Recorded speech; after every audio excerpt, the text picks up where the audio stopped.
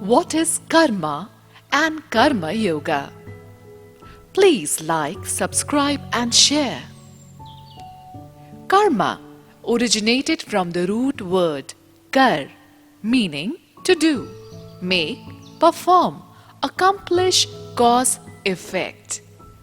Karma in nutshell means actions as well as the result of a person's actions. Even thinking and breathing are considered as karma.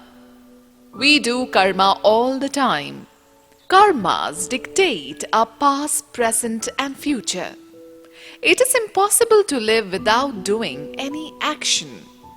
Karma is about all that a person has done, is doing, and will do in future.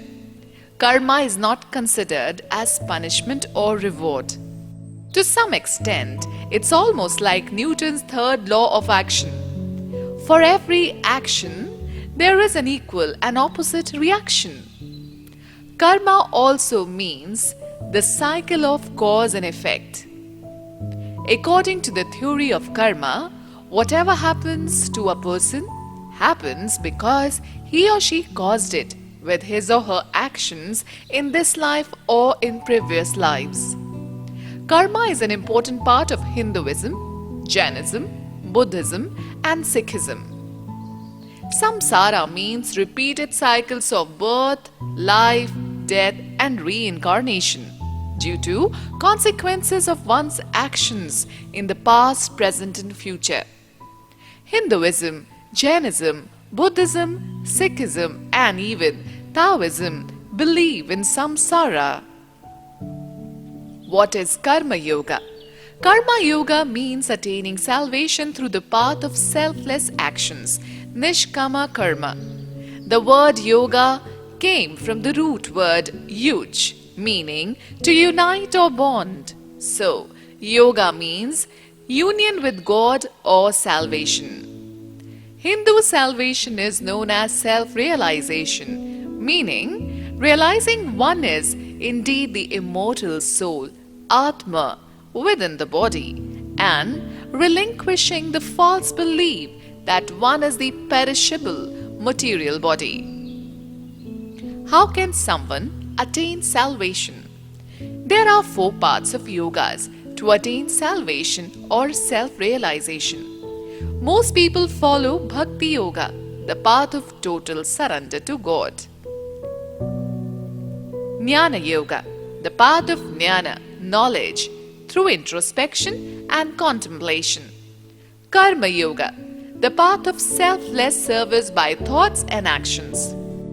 Raja Yoga, the path of pranayama and breathing exercises. Bhakti Yoga, the path of total surrender to God. What did Lord Krishna say about action or Karma Yoga? Bhagavad Gita allots 3 chapters and 113 verses to explain Karma Yoga. Lord Krishna started advising Arjuna about karma and selfless actions, Nishkama Karma, as soon as he finished talking about Sankhya philosophy. Lord Krishna said to Arjuna, one cannot attain freedom from karma, action, by merely staying away from karma, action. One does not become tranquil by merely giving up karma, action. Nobody can remain passive even for a moment. Everyone is helplessly drawn into karma, action, by inborn, natural impulses. God does not interfere with the free will of human beings. Lord Krishna said. Lord Krishna also said, God does not decide karma each one of us should do, nor he induce people to act, nor does he create fruits of any action. Each person acts according to his vasanas, past and present perceptions of mind.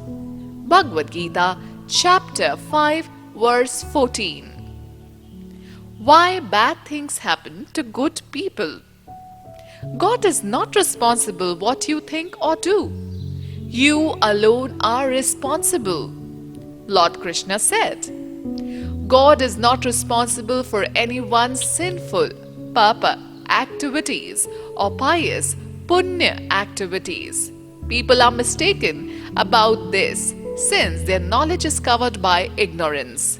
Bhagavad Gita chapter 5 verse 15. According to Lord Krishna as well as according to Lord Buddha, we do not incur any karmic debt if we do things selflessly, known as nishkama karma, thoughts and actions done without any selfish motive.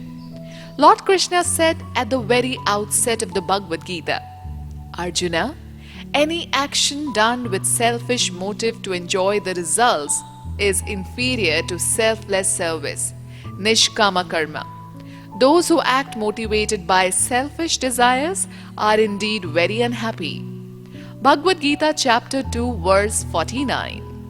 Lord Krishna said, Arjuna, one who does selfless actions, nishkama karma, one who performs his duty without attachment, surrendering his actions to God, is not stained or infected by karmic debt, as the lotus leaf is untouched by water. Bhagavad Gita 5 verse 10. Lord Krishna said, Arjuna, I have nothing to do in the three worlds. I have nothing to gain in three worlds. Still I am always engaged in action. Bhagavad Gita chapter 3 verse 22. Lord Krishna is telling us that we have no excuse to stay idle. We should actively participate in selfless actions, nishkama karma, even if we are tired, old, or weak. The doctrine of selflessness is the essence of the Lord Buddha's teachings. Lord Krishna and Lord Buddha are telling us that by selfless actions we can improve our relationships as well as keep us healthy. In the Holy Bible, Matthew 6:63, Jesus said, But when you give to the poor, do not let your left hand know what your right hand is doing. Nishkama karma or selfless service is motivated by innate desire to help another. Even though selfless service is based on the principle of wanting no reward, not even a thank you card, a person who does selfless service gets the highest reward of all: spiritual maturity and mental tranquility. The very best way to deal with karmic debt is total surrender to God. When we think or do everything as an offering to God, we eliminate our ego completely from our life. During the last chapter of the Bhagavad Gita, Lord Krishna said, Arjuna, abandon all dharma, duties, and just surrender unto me, the will of God. I shall personally deliver you from all bonds of karma. Do not fear. Bhagavad Gita chapter 18 verse 66. Sarva dharma pratiyajya mam ekam saranam vraja aham tvam sarva papabhyo mokshasyami ma sucha. The video you just watched was made by Ed Vishwanathan, who has written and published 3 international bestsellers: Am I a Hindu?, Amazing Secrets of the Bhagavad Gita, and Amazing Secrets of Hinduism, which are used in many universities in USA and Canada and have received rave reviews from many Indian newspapers and magazines, as well as from the Library Journal booklist magazines in the United States.